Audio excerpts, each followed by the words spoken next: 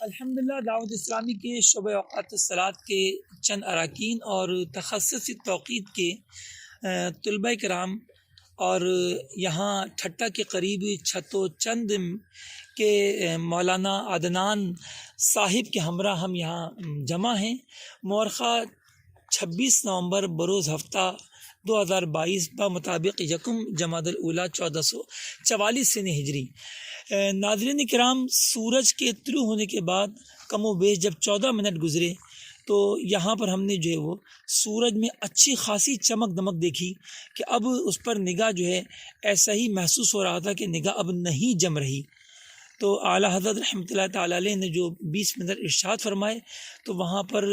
ایک دو مقامات پر یہ بھی ارشاد فرمایا کہ عرض بلاد کے اختلاف سے اور موسم کے تغیر سے اس میں تبدیلی آتی ہے۔ بعضوں کا کہنا ہے کہ بارش کے بعد جب موسم صاف ہو جاتا ہے اس وقت جو پہلا طلوع آفتاب یا غروب آفتاب ہو اس وقت اپنے اس مقدار کراہت کو دیکھنا جو ہے وہ مفید ہوتا ہے۔ تو ماضی میں بھی ہمارا تجربہ رہا اور آج بھی الحمدللہ اس تجربے کے قریب ہم نے یہی دیکھا کہ 14 منٹ میں کم و بیش سورج جو ہے وہ تغیر سے آزاد ہوا، اشراق و چاش کا وقت جو ہے وہ ہو گیا۔